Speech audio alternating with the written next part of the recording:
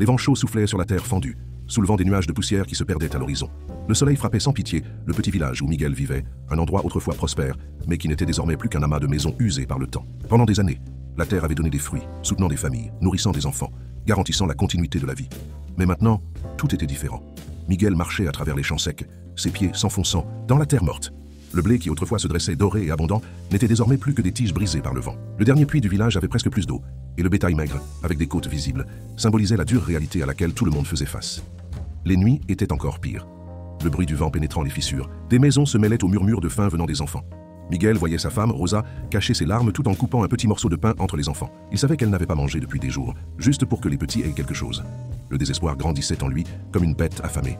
Il avait toujours été un homme travailleur, n'ayant jamais cédé à la paresse ou à l'avidité. Mais maintenant, après tant de tentatives infructueuses une nuit sans lune, Miguel décida de marcher jusqu'à la montagne, là où les anciens disaient que les ancêtres faisaient des prières aux cieux. Peut-être était-ce un lieu de réponse, peut-être y trouverait-il quelque chose que son esprit ne voyait pas encore. Le chemin était escarpé et sinueux, et à chaque pas, il avait l'impression que quelque chose l'observait. Le silence était total, seulement interrompu par le bruit des pierres se déplaçant sous ses pieds. Lorsqu'il atteignit enfin le sommet, il tomba à genoux, la poitrine brûlant de l'angoisse. Si quelqu'un m'écoute. Sa voix était rauque, presque inaudible. S'il existe une force qui peut m'aider, j'ai besoin d'un miracle. Le vent souffla soudainement fort et un frisson parcourut sa colonne vertébrale. Un instant, Miguel pensa avoir entendu un murmure dans le vent, mais quand il regarda autour de lui, il était seul. Il resta là pendant des heures, attendant une réponse, un signe, n'importe quoi. Mais rien ne se produisit. Le cœur lourd, il se releva et commença à redescendre. Mais à mesure qu'il avançait sur le sentier, la sensation d'être observé augmentait. Les ombres semblaient se mouvoir autour de lui, comme si quelque chose était tapi dans l'attente. Et ce fut alors, en cheminant de retour, qu'il vit. Devant lui, une silhouette se détachait dans l'obscurité, grande, vêtue d'un manteau sombre qui semblait absorber la lumière autour d'elle. Son visage était caché par l'ombre de la capuche, mais les yeux brillaient comme des braises vivantes. « Tu as appelé à l'aide », dit la silhouette. Sa voix grave et profonde résonnant dans le vide. Le cœur de Miguel battait fort dans sa poitrine. Il voulait fuir, s'éloigner, mais quelque chose dans son esprit l'en empêchait. « Qui êtes-vous » demanda-t-il, la voix tremblante. La silhouette inclina légèrement la tête, comme si elle étudiait Miguel. « Je suis celui qui peut te donner ce que tu désires », dit-elle calmement. « Richesse, abondance, pluie pour tes champs, nourriture pour ta famille. Mais chaque don a un prix. » Miguel sentit un frisson parcourir sa colonne vertébrale. Il savait qu'il était face à quelque chose de bien plus grand que lui. Quelque chose qui pourrait changer sa vie à jamais. Et alors, la nuit devint encore plus sombre. Le silence pesait entre Miguel et la silhouette encapuchonnée. Le vent, qui soufflait furieusement sur la montagne, s'était complètement arrêté, comme si le monde lui-même retenait son souffle face à ce moment qui se déroulait. « Ça n'est-ce pas ?» La voix de la silhouette résonna, chargée de quelque chose que Miguel ne parvint pas à identifier. L'homme avala difficilement. Il voulait nier. Il voulait dire qu'il trouverait une solution, qu'il trouverait une autre issue. Mais la vérité était cruelle. Sa famille mourait lentement et il ne voyait plus de sortie. « Qui êtes-vous » répéta-t-il, bien qu'il sache que la réponse ne serait peut-être pas quelque chose qu'il voulait entendre. La silhouette laissa échapper un rire bas, presque amusé. « Je ne suis qu'un bienfaiteur, un facilitateur, quelqu'un qui peut transformer ta misère en prospérité. Et que voulez-vous en échange » L'encapuchonné leva l'une de ses mains, et au même instant, quelque chose commença à se produire. La terre aride devant eux trembla légèrement. Et alors, comme par magie, une seule branche sèche surgit du sol, mais l'impossible se produisit. Sous les yeux écarquillés de Miguel, la branche commença à fleurir. De petits bourgeons verts apparurent, poussant rapidement jusqu'à devenir des feuilles luxuriantes. En quelques secondes, un fruit rouge, charnu et brillant apparut au sommet.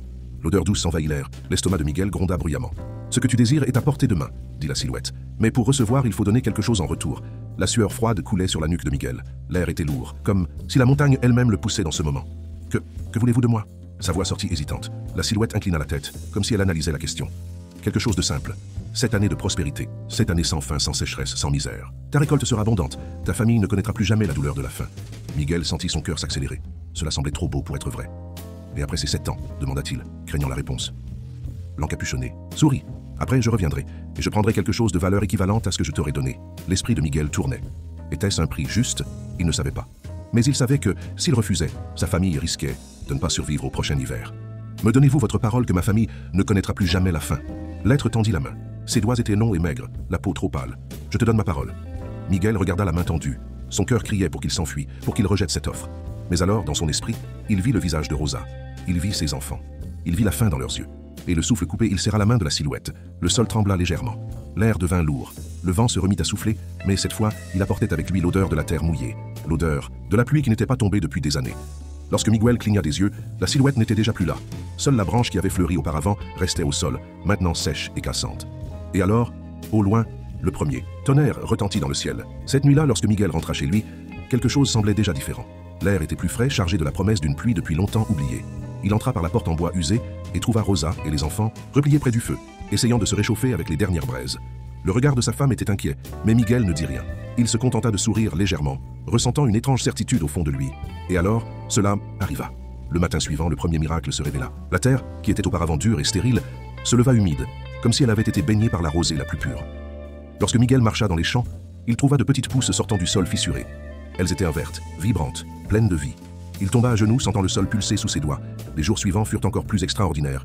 La pluie revint, lente et constante, nourrissant chaque centimètre de cette terre oubliée.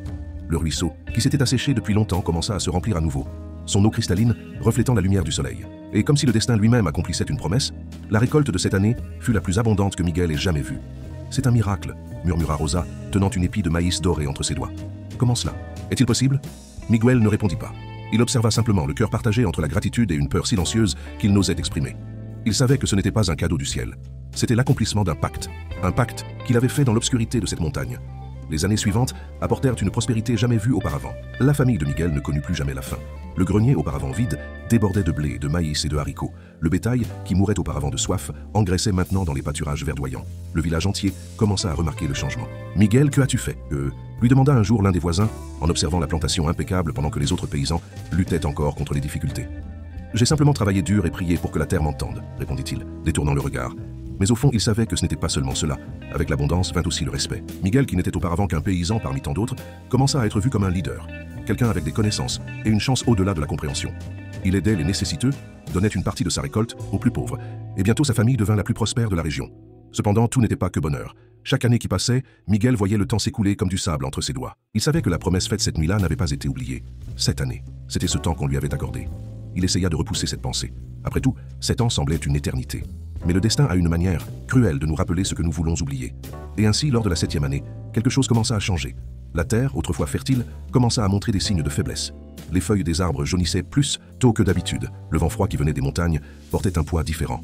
Un avertissement silencieux que quelque chose était sur le point de se produire. C'est alors qu'une nuit de pleine lune, Miguel entendit un murmure, venant du champ, mêlé au bruit du vent. Il est presque temps. Le cœur de Miguel se glaça. Il se tourna, mais il n'y avait personne. Seulement la plantation se balançant doucement, comme si la terre elle-même respirait. Il avala difficilement, sentant le poids de son choix peser sur ses épaules.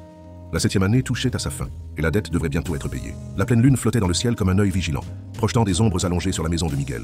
Le vent soufflait fort cette nuit-là, chuchotant entre les feuilles sèches et les branches tordues des arbres. La 7e année était arrivée à sa fin, et Miguel sentait au fond de sa poitrine que quelque chose était sur le point de se produire. Il tentait d'agir normalement, mais ses yeux étaient là profonds, son visage marqué par une tension invisible. Rosa le remarqua, mais ne posa pas de questions. Elle se contenta de l'observer avec inquiétude, sentant qu'il était tourmenté par quelque chose. Puis il y eut un coup frappé à la porte, fort, précis. 3 coups. Miguel se figea. Le bruit résonna dans sa colonne vertébrale comme un tonnerre, lointain. Son esprit tenta de nier, tenta de se convaincre que c'était juste un visiteur ordinaire. Mais au fond de lui, il savait. Rosa entendit aussi. Elle fronça les sourcils, essuyant ses mains sur son tablier. « Qui pourrait venir à cette heure ?» demanda-t-elle, s'approchant de la porte. Miguel saisit son bras fermement. « Je vais répondre. » Elle hésita, surprise par le ton de sa voix, mais fit un pas en arrière. Miguel s'approcha lentement de la porte, sentant son cœur battre contre sa poitrine comme un tambour de guerre. Lorsqu'il tourna la poignée et ouvrit, il sentit l'air autour de lui se refroidir. Là, sur le seuil, se tenait l'homme de la montagne. Son visage était le même que celui de cette journée, 7 ans auparavant. Ses yeux sombres brillaient sous la lumière pâle de la lune, et un sourire mince dansait sur ses lèvres. Il portait une robe noire qui semblait absorber toute la lumière autour de lui. « Miguel », dit-il d'une voix grave et calme, « il est temps. » Un frisson parcourut la colonne vertébrale de Miguel. Il avala difficilement, tentant de garder son calme. « J'ai tenu ma part du contrat. » Sa voix était hésitante. « Vous m'avez promis 7 ans d'abondance, et j'ai eu ce que vous m'avez promis. Mais y a-t-il une autre option ?» L'homme inclina légèrement la tête, comme s'il attendait déjà cette question. « Il y a toujours une autre option, dit-il. Mais tout a un prix. » Miguel sentit Rosa s'approcher derrière lui, essayant de voir qui se tenait à la porte. Avant qu'elle ne puisse dire quoi que ce soit, il se tourna rapidement et ferma la porte derrière lui, les laissant dehors. « Que voulez-vous » demanda Miguel, tentant de maintenir une voix ferme. L'homme sourit plus largement. « Tu sais, déjà la réponse. » Le silence s'installa entre eux. Le vent souffla plus fort, sifflant entre les feuilles. « Mon âme » murmura Miguel, finissant par dire tout haut ce qu'il avait tant craint. L'homme hocha lentement la tête. C'était l'accord, non? La peur s'empara de Miguel. Il regarda autour de lui comme s'il cherchait une sortie, une solution, quoi que ce soit. Ses enfants dormaient à l'intérieur. Sa femme préparait le dîner. Il avait travaillé dur, construit quelque chose qu'il n'aurait jamais cru possible. Comment pouvait-il simplement tout abandonner maintenant? « Et si je refuse ?» demanda-t-il, sa voix. La pleine lune montait lentement dans le ciel, baignant la terre de sa lumière argentée et sinistre. Miguel était assis au bord du lit, les coudes posés sur ses genoux et les mains entrelacées, le regard perdu sur le sol en bois usé. Le temps semblait s'être arrêté pour lui, comme si chaque seconde était une éternité. Les jours s'étaient étirés et l'ombre de l'inévitabilité pesait sur ses épaules. Chaque lever du jour était un rappel que le délai expirait, que quelque chose de grand et d'irréversible se rapprochait. Il avait à peine dormi, les nuits envahies par des cauchemars et des pensées qui le torturaient. Rosa, sa femme, avait remarqué son épuisement, mais il se refusait à parler. Comment lui expliquer qu'en quelques heures, il pourrait disparaître pour toujours? Comment mettre sur ses épaules le poids d'une décision qu'il devait porter? Seul, le vent soufflait fort dehors, agitant les rideaux de la fenêtre ouverte. L'odeur de la terre humide se mêlait à celle de la bougie presque éteinte sur la table de chevet. C'était une nuit froide et solitaire. Miguel ferma les yeux et prit une profonde inspiration. Sa poitrine était serrée. Il pensa à ses enfants, à la chaleur de la vie simple qu'il avait construite, au rire de Rosa, à ce qu'il allait peut-être perdre. Alors, il entendit 3 coups, secs, précis. Ils résonnèrent dans la maison comme un tonnerre étouffé. Miguel ouvrit lentement les yeux. Son cœur battait fort, mais pas par peur. Il savait déjà ce qu'il devait faire. Il lui fallut quelques secondes pour se lever. Chaque pas vers la porte semblait plus lourd que le précédent, comme si la gravité du moment le tirait vers la réalité du destin qui se rapprochait. Lorsqu'il tourna enfin la poignée et ouvrit la porte, il le vit, l'homme de la montagne. Son visage restait inchangé, ses yeux noirs comme un abîme, et un sourire discret dansait, encore sur ses lèvres. Sa présence était comme une ombre, une certitude que l'accord était arrivé à son terme. « L'heure est venue, Miguel », dit l'homme, la voix grave et calme, mais portant le poids d'un destin inévitable. Miguel hocha la tête, expirant longuement, sentant la tension s'accumuler dans son corps. Il savait que ce moment était arrivé. « Je sais », répondit-il, la voix ferme, mais avec la sérénité de celui qui a accepté le poids de ce qui va arriver. L'homme inclina légèrement la tête, comme s'il était surpris par l'acceptation calme de Miguel. « Tu as donc pris ta décision ?» demanda-t-il, les yeux brillants d'une curiosité qu'il ne cherchait pas à dissimuler. Miguel regarda un instant le ciel, contemplant les étoiles, cherchant une réponse qu'il connaissait déjà. Il avait passé des jours et des nuits à chercher une solution, mais au fond, il savait qu'il n'y en avait pas. Le destin était tracé. « Oui », répondit-il enfin, se tournant pour l'affronter. « Je ne livrerai personne à ma place. » L'homme le fixa attentivement, ses yeux se rétrécissant comme s'il analysait chaque mot, chaque nuance de ce que Miguel venait de dire. « Cela signifie que tu acceptes ton destin ?» demanda-t-il, sa voix pesant légèrement plus lourd. Miguel hésita une seconde, son cœur battant plus fort. Mais finalement, il répondit avec fermeté. « Je n'accepte pas le destin que tu as choisi pour moi. » Il fit un pas en avant, affrontant l'homme de la montagne avec la force d'une décision prise. « Je choisis mon propre destin. » L'homme plissa les yeux, l'examinant plus attentivement, comme s'il cherchait une faille, un doute dans le regard du paysan. Mais il n'y avait pas de doute. Miguel savait exactement ce qu'il voulait. « Et quel serait ce destin ?» demanda l'homme défiant. Miguel prit une profonde inspiration et d'un regard ferme répondit « J'ai fait le pacte. J'ai accepté les 7 années d'abondance. Mais mon âme n'est pas à toi. Il y a toujours eu un choix et maintenant je fais le mien. » L'homme sourit, mais cette fois, le sourire était différent. Il y avait quelque chose de curieux dans ses yeux, comme s'il était réellement impressionné par l'audace de Miguel. « Intéressant, » dit-il, son sourire s'élargissant. « Peu de gens osent refuser la dette. Encore moins ceux qui le font avec conviction. » Le vent souffla plus fort, devenant presque un hurlement, comme si la nuit elle-même retenait son souffle. Les ombres autour de Miguel semblaient en se tordre, mais il ne recula pas. Il resta ferme, fixant l'homme de la montagne.